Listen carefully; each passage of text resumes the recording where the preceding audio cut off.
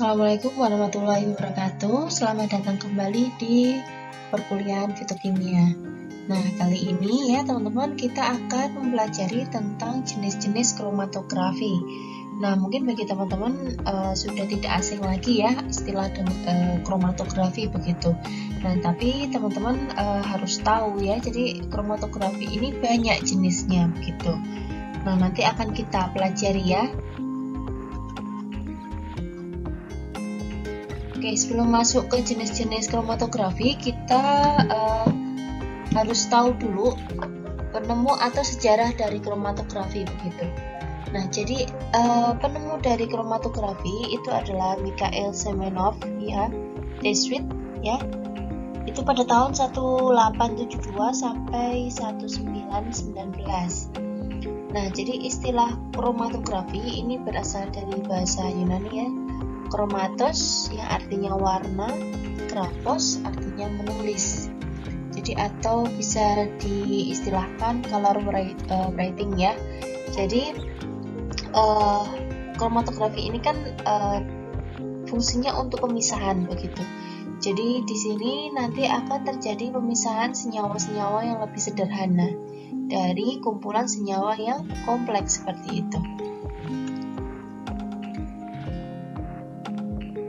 Nah, sejarahnya ya teman-teman, pada tahun 1906 ya, MS T-Sweet ini menemukan kromatografi kolom adsorpsi.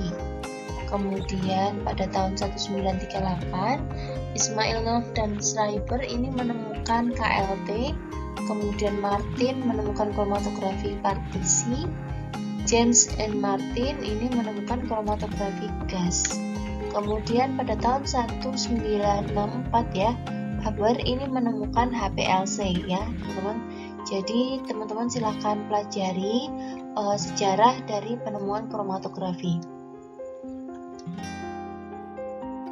Oke, sebagai pendahuluan ya, jadi kromatografi ini secara konvensional ya, kan ada kromatografi yang lebih modern begitu, tapi untuk yang konvensional yang zaman dulu ini dia mempunyai sifat lama, kemudian tenaganya besar, sering tidak akurat, tidak dapat mendeteksi pada kadar rendah seperti ppm. Itu yang penemuan kromatografi zaman dulu. Kemudian sekarang dengan berkembangnya ilmu pengetahuan ya, jadi teknik kromatografi ini menjadi suatu alat yang memiliki akurasi yang tinggi begitu. Nah, teknik pemisahan yang dilakukan ini dengan memanipulasi sifat fisik dari zat-zat penyusun suatu campuran. Tidak ada dua zat yang mempunyai sifat fisik yang sama ya. Jadi untuk pemisahan zat yang serupa ini masih mungkin untuk dilakukan. Nah, sifat fisik yang seperti apa yang bisa kita manipulasi begitu. Jadi yang pertama ini mempunyai sifat kecenderungan zat untuk larut dalam suatu cairan. Jadi kita bisa memisahkan suatu zat jika zat tersebut bisa dengan mudah larut begitu dalam suatu pelarut. Kemudian yang kedua, kecenderungan zat untuk teradsorpsi pada butir zat padat yang halus dengan permukaan yang luas. Dalam artian senyawa ini bisa menempel pada fase diamnya begitu. Kemudian yang ketiga ya, kecenderungan zat untuk menguap. Nah, dari ketiga sifat ini bisa kita manipulasi untuk pemisahannya. Oke, jadi kromatografi ya. Kromatografi itu suatu teknik pemisahan suatu campuran menjadi suatu komponen yang lebih sederhana. Dalam artian seperti ini ya. Bisa diartikan kromatografi adalah salah satu teknik pemisahan campuran menjadi komponennya dengan bantuan perbedaan sifat fisik dari masing-masing komponen. Untuk analisa kualitatif, kuantitatif dan juga reparatif. Jadi kromatografi ini bisa untuk menganalisa tiga sifat ya, ada tiga hasil begitu, kualitatif, kuantitatif dan juga reparatif. Kemudian analitnya ini terdistribusi dalam fase gerak atau mobile phase ya, dan juga fase diam, stationary phase. Nah, analit ini adalah istilah yang digunakan untuk menjelaskan tentang senyawa ya. Senyawa ini atau hasilnya itu adalah analit, begitu.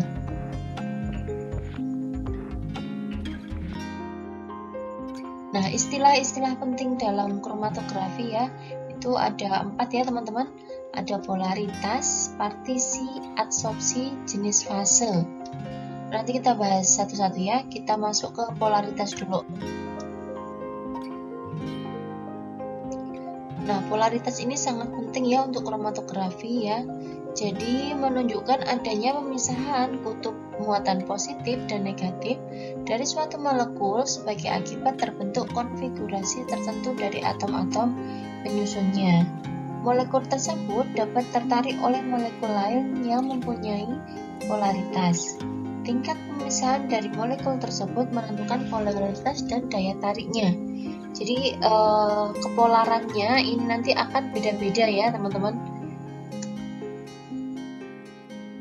Nah, dalam kromatografi ya, polaritas ini biasanya digunakan untuk menunjukkan sifat. Yang pertama adalah pelarutnya ya, pelarutnya sifatnya polar atau non-polar atau semipolar seperti itu. Kemudian adsorben juga sama, ada yang polar dan non-polar. Kemudian zat yang dipisahkan atau solut ya, ini adalah senyawanya. Nah, prinsip dari kromatografi itu adalah light dissolve light. Ya, teman-teman ingat ya besok kalau ujian keluar, light dissolve light ya. Jadi pelarut yang polar akan melarutkan solut yang polar. Jadi pelarut yang sifatnya polar akan melarutkan senyawa yang sifatnya polar juga begitu. Contohnya apa teman-teman? Contohnya misalkan kita gunakan N-heksan ya. N-heksan itu mempunyai sifat apa? Ada yang tahu? Ya, silahkan jawab ya teman-teman, ada nilai plus atau nilai tambahan buat kalian ya.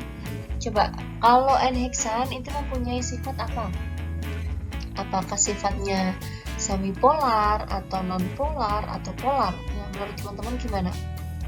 N-heksan, petroleum ether ya, itu mempunyai sifat apa? Ada yang tahu?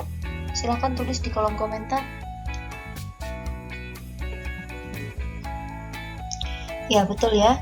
Jadi sudah ada yang menjawab bahwa N-heksan, petroleum ether itu termasuk senyawa yang sifatnya, bukan senyawa, pelarut yang sifatnya non-polar. Maka ketika dia digunakan untuk pemisahan kromatografi, maka dia akan melarutkan senyawa yang sifatnya sama, begitu. Contohnya apa teman-teman? Tadi sudah ya, berarti kalau N-heksan itu non-polar, maka dia akan mudah melarutkan senyawa yang sifatnya non-polar juga. Ada yang tahu? Ya, silakan ya. Tulis di kolom komentar senyawa yang mempunyai sifat non-polar ya.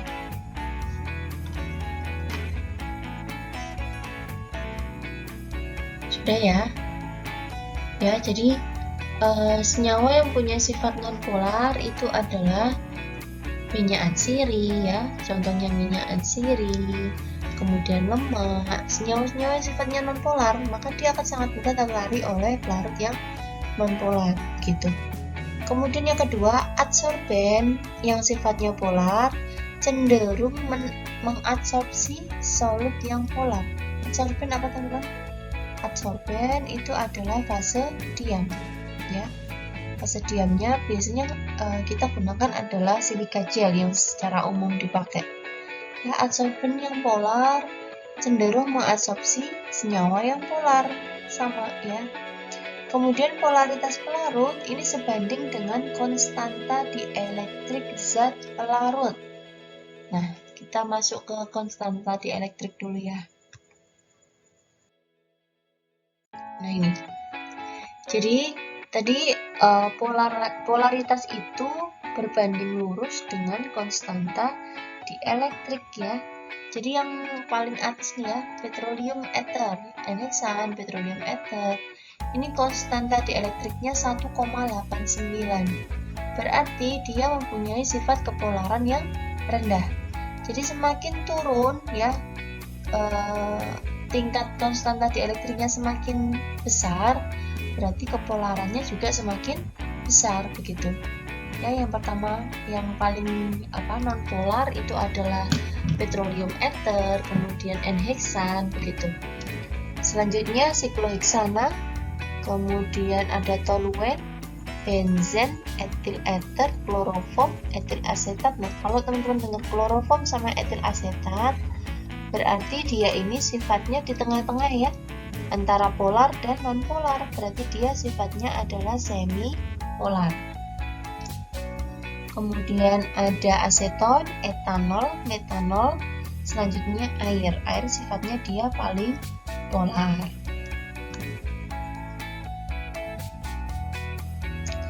Kemudian kita masuk ke partisi sama adsorpsi ya. Jadi partisi dan adsorpsi ini digunakan untuk proses pemisahan ya, yang dipengaruhi oleh perbedaan polaritas solut yang dipisahkan. Polaritas merupakan faktor yang menentukan daya larut atau kemampuan partisi dan adsorpsi solut. Nah, ini contohnya ya teman-teman. Jadi senyawanya ini nanti akan menempel pada fase diamnya.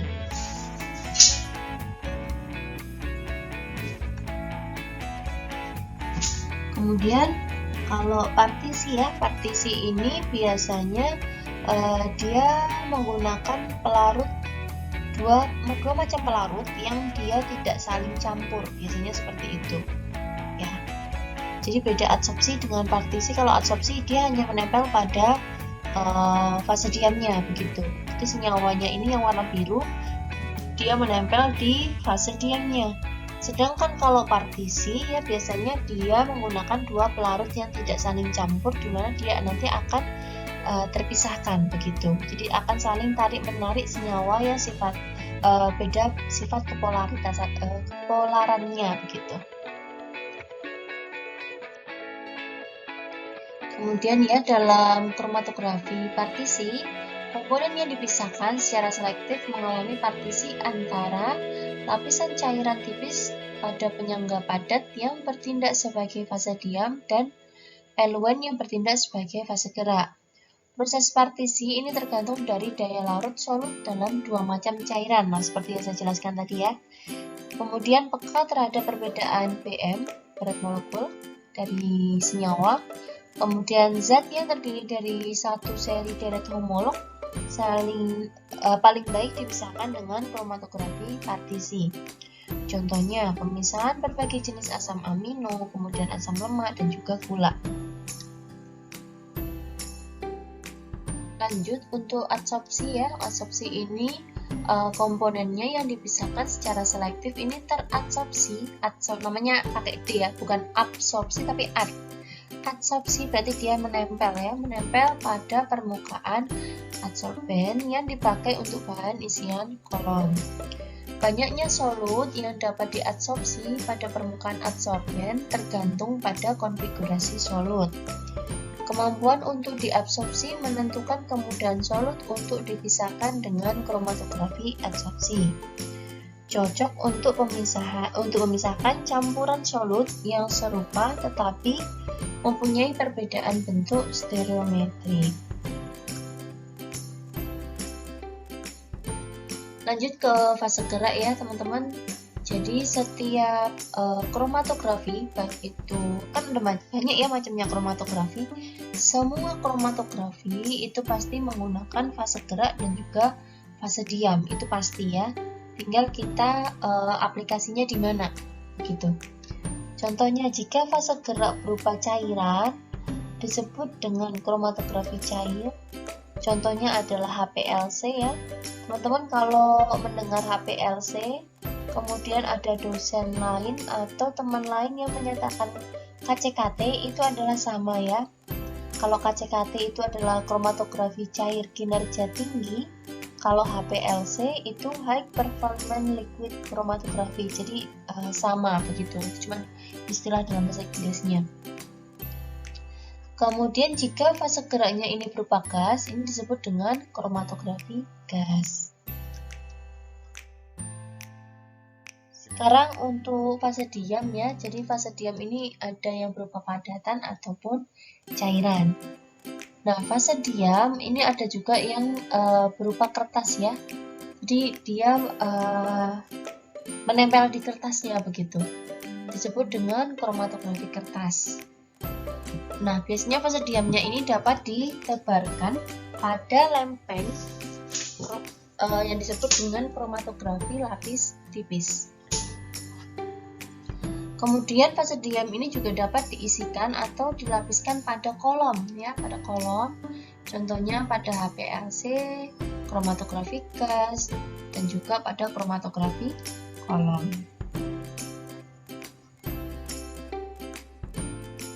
Selanjutnya jenis-jenis kromatografi ya.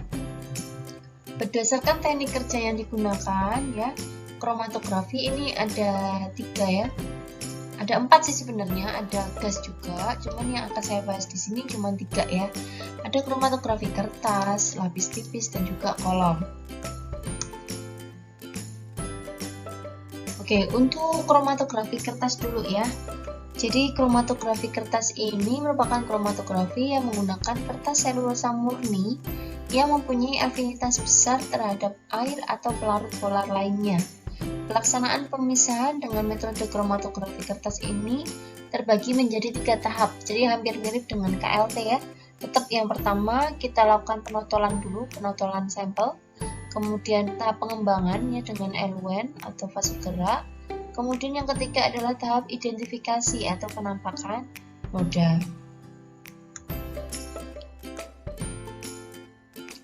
Prinsip dari kromatografi kertas ini ya, pastinya namanya kromatografi kertas, kita menggunakan kertas ya teman-teman ya. Jadi kertas yang digunakan juga tidak sembarang begitu. Ada kertas khusus yang dia mempunyai afinitas besar, biasanya kita gunakan kertas Wetman nomor 1 biasanya. Nah, pelarut, prinsipnya pelarut bergerak lambat pada kertas. Komponen-komponen bergerak pada laju yang berbeda dan campuran dipisahkan berdasarkan perbedaan bercak warna. Nah, ini ya hasilnya. Cara kerjanya yang pertama yaitu kita potong dulu kertasnya, kemudian ditandai menggunakan pensil. Ingat ya teman-teman, kita setiap uji KLT, kemudian kromatografi kertas, untuk menandai kita tidak boleh menggunakan ballpoint ya. Harus gunakan pensil ya, supaya apa? Supaya tidak ikut terelusi. Kalau pensil itu tidak akan terelusi oleh pelarutnya atau fase geraknya. Tapi kalau kita gunakan tandai pakai ballpoint ya, pasti nanti ballpointnya juga ikut naik ya teman-teman. Kemudian kita totolkan larutan sampel pada garis tepi bawah. Kita masukkan eluen ke dalam chamber. Kemudian jika eluennya itu sudah jenuh, maka kita masukkan kertas kromatografi ke dalam chamber ya, dengan posisi totolan ada di bawah. Nah, ini juga perlu teman-teman tahu ya, totolannya ini tidak boleh masuk ke dalam eluen. Ada bayangan nggak? Jadi kan tadi kertasnya sudah ditandai ya, kita totolkan senyawanya. Ketika masukkan ke dalam chamber, senyawa tersebut tidak boleh ada di dalam larutan, jadi dia harus ada di atas dari fase geraknya. Karena kalau dia ada di dalam larutan fase gerak, maka senyawanya nanti akan terlarut. Dalam artian nanti hasilnya akan jelek dan tiling pastinya. Kemudian yang keenam, dibiarkan sampai terjadi elusi, kemudian diangkat kertasnya dan dibiarkan mengering.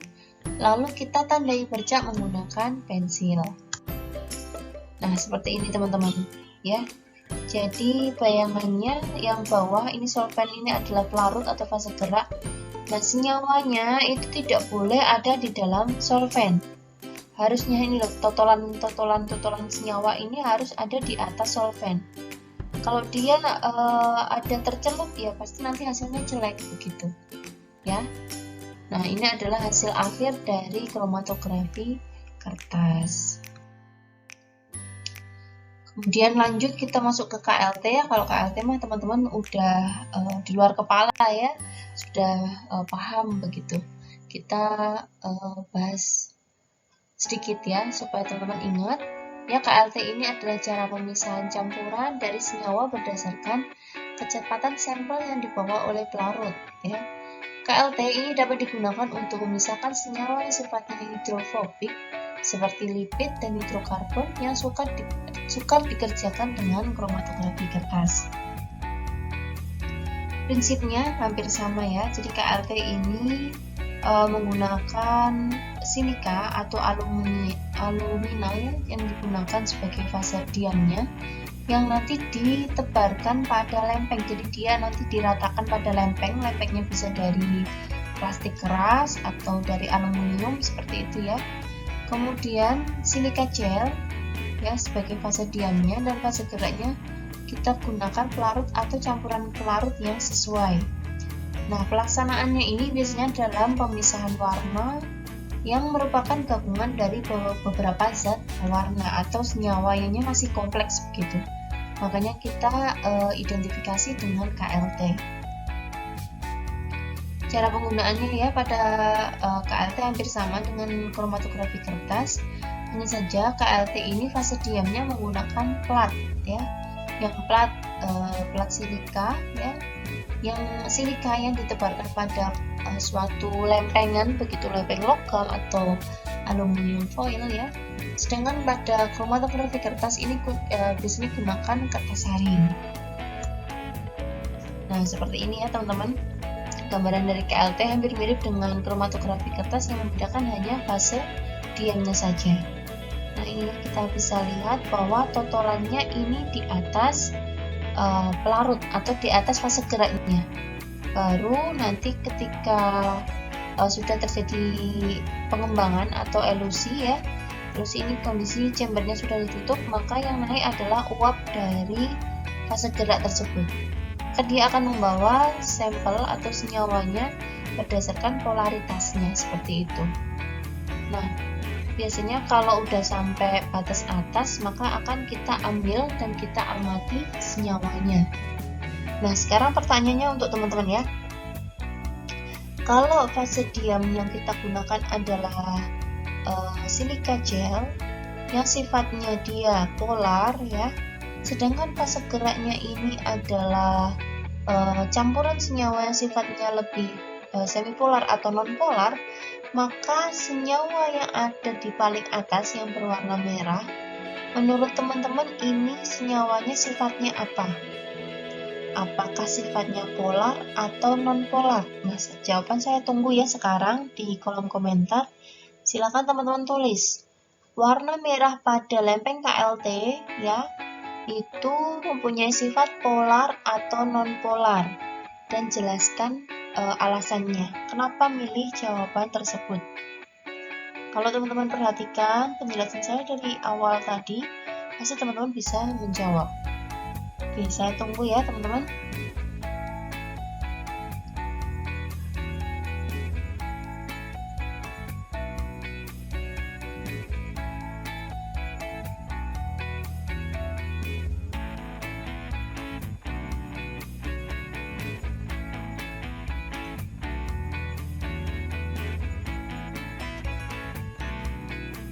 Oke, cukup ya. Jadi ada beberapa yang masih salah dalam menjawab, ada yang betul begitu.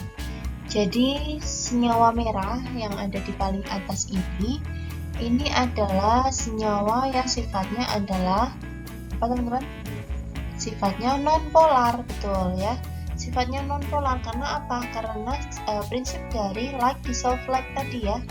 Jadi pelarut atau fase gerak yang sifatnya nonpolar, maka dia akan membawa senyawa yang sifatnya nonpolar juga. Jadi yang paling atas ini mempunyai sifat nonpolar.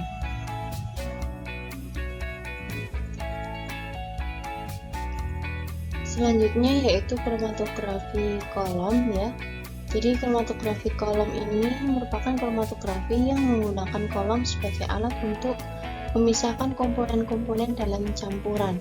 Jadi kita gunakan kolom ya teman-teman. Namanya juga kromatografi kolom ya, kita gunakan kolom. Nah, di sini pasti juga ada fase diam dan juga fase gerak. Fase diamnya ini ada di bawah ya, sini ya, silika gel biasanya yang khusus untuk kolom. Kemudian ini kita berikan sampel.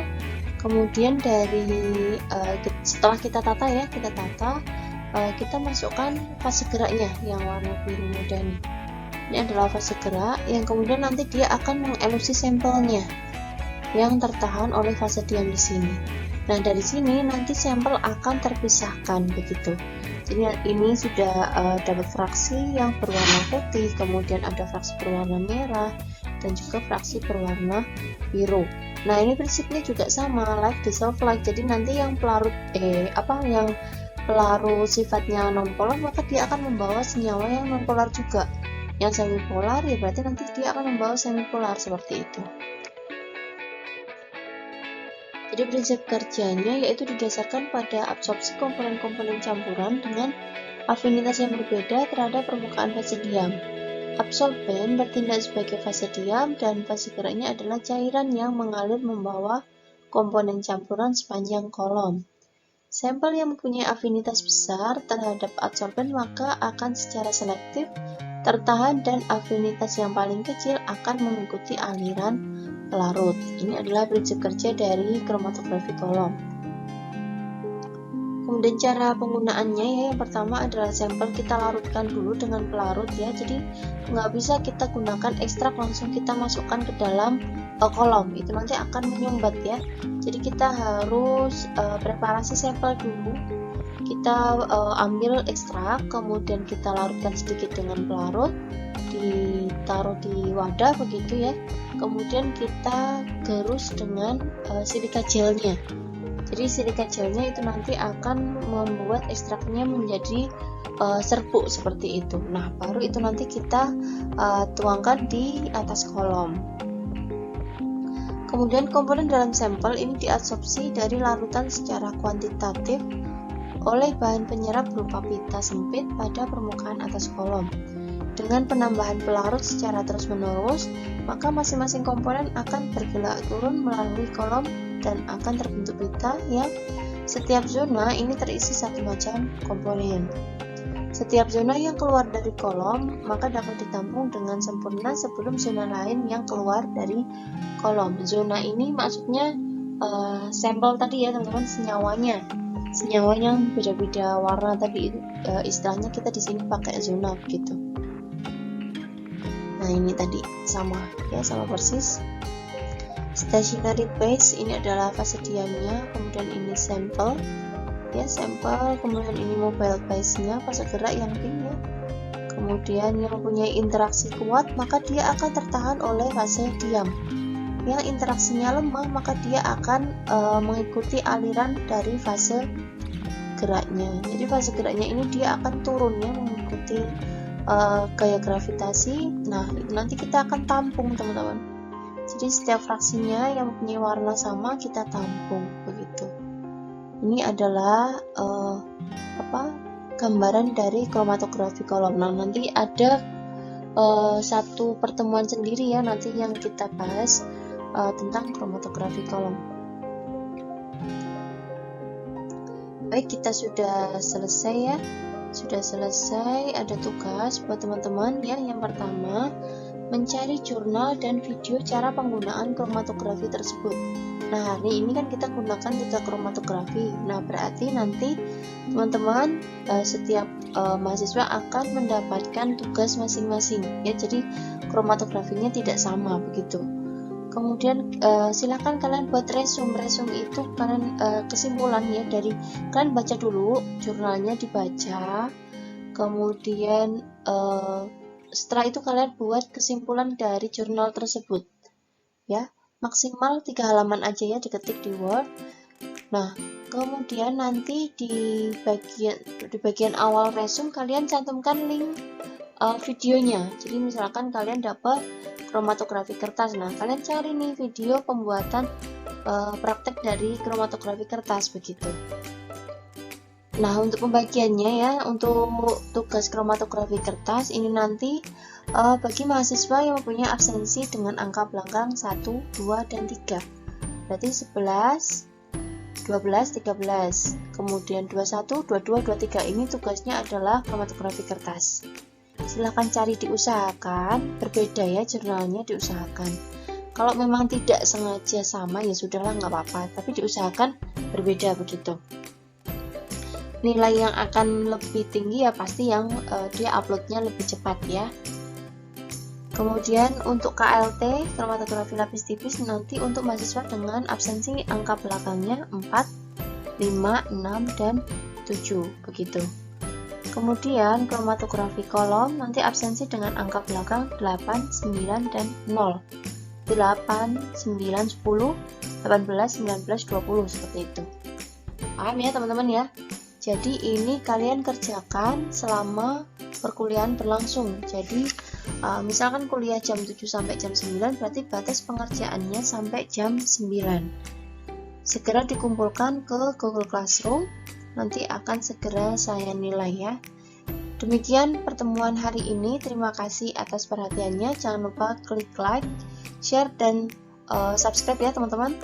Atas perhatiannya saya ucapkan terima kasih. Wassalamualaikum warahmatullahi wabarakatuh.